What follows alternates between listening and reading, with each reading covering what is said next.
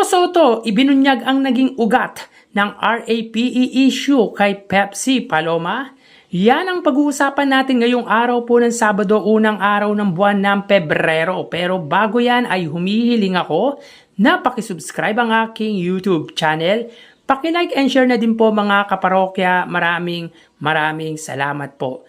So, umpisahan po natin sa highest views ng dalawang noontime shows kahapon. So, makikita po natin dito mga kaparokya na ang It's Showtime po ay may 86,000 highest views at ang Eat Bulaga naman po ay may 119,000 highest views. So, ito po yung pinaka-peak hour at peak segment ng dalawang noontime shows at makikita po natin dito para po sa It's Showtime ay ang Sexy Babe at para sa Eat Bulaga ay Give Me 5. So, kagabi naman po mga kaparokya as of 10 PM ay chinek po natin ang views na nakuha ng dalawang noontime shows. So, makikita po natin dito na ang It's Showtime po ay may 348,845 views at ang Eat Bulaga naman po ay 406,782 views. So, from 7.5 hour after mag-end ang air ng dalawang noontime shows 2:30 PM, ang It's Showtime ay nadagdagan po ng 262,000 views at ang Eat Bulaga naman po ay 287,000 views. So again, as of 10 PM, dito may kita po natin na ang It's Showtime ay may 348,845 views at ang Eat Bulaga ay 406,782 views as of 10 PM. So makikita dito na mas mataas pa din ang views ng Eat Bulaga. So ginawa po natin yung mga parokya dahil sa mga OFW na nanonood. What we call this mga parokya, team replay na nanonood po na OFW. So punta po tayo sa hot issue natin, yung pagsisiwalat ni Tito Soto about sa naging ugat ng gimmick or tactics ng dating manager ng Soft Drinks Beauty na si Rey De La Cruz.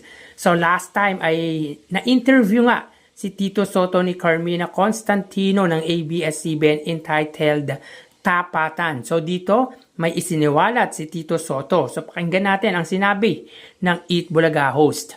Senator, kamakailan po ay nagdesisyon na ang Muntinlupa RTC Branch 205 na hindi na po pwedeng pigilan ang pagpapalabas ng pelikula tungkol sa aktres na si Pepsi Paloma. Dalawang tanong po, Senator Soto. Bakit po hindi mamatay-mamatay ang isyung ito laban po sa inyong kapatid? At pangalawa, tingin niyo po ba'y ito'y makakaapekto sa inyong kandidatura? Well, hindi po kasi alam ko po ang pinagmulan yan. It was a showbiz gimmick 42 years ago. So, sa tagal-tagal ng panahon na wala namang problema sa brother ko yan meron lang nakaisip gumamit siguro ngayon yan. Baka pera pinag-uusapan yan or merong gustong siraan. Yun lang ang pupuntahan yan. Talaga namang sa amin yan matagal na naming binasura sapagkat alam na mga namin kung ano pinagmulan yan. Gustong makasingil ni Rey De La Cruz sa guesting ng mga artists niya na hindi nakasingil. Kaya yun ang pinagsimulan talaga ng wala ng iba. So yun nga mga kaparokya, as per Tito Soto or ayon kay Tito Soto, ang naging dahilan daw di umano ng showbiz tactics or gimmick ni Rey De La Cruz 42 years ago ay dahil di daw binayaran ang mga alaga niya ng producer ng School Bukol. Ang School Bukol po ay dating TV sitcom ng legendary trio na Tito Vic and Joey na nag-run po ng 10 taon from 1978 up until 1988. Hindi lang natin alam kung sino ang mga alaga ni Rey De La Cruz dahil wala po siyang binanggit na pangalan. Most likely si Pepsi Paloma at Guada Guariñon mga kaparokya. So that mga kaparokya, bilang ganti ay gumawa ng issue ang dating manager kung saan nasangkot ang ilang casts nito na sina Vic Soto, Joey De Leon at Richie D. Horsey. Subalit sa movie teaser na ginawa ni Direk Daryl Yap ay pinaratangan lang nito specifically si Bossing Vic Soto at ayon pa kay Tito Soto ay dahil sa pera at paninira ang naging dahilan kung bakit nabuo ang pelikula. Yan ay ayon sa Sapantaha or sa opinyon ng dating Senate President na si Tito Soto. Nang sumala nga siya sa harapan with Carmina Constantino na inorganize ng ABS-CBN. Well, good point para kay Tito Soto. Ano bang dahilan para sa 40th year death anniversary?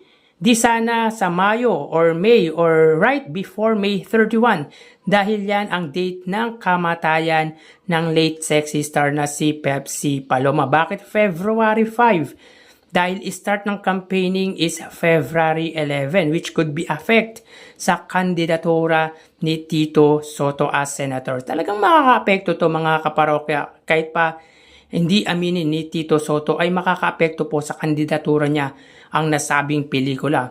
Pwede namang i-delay yung showing niyan kahit mga May or June.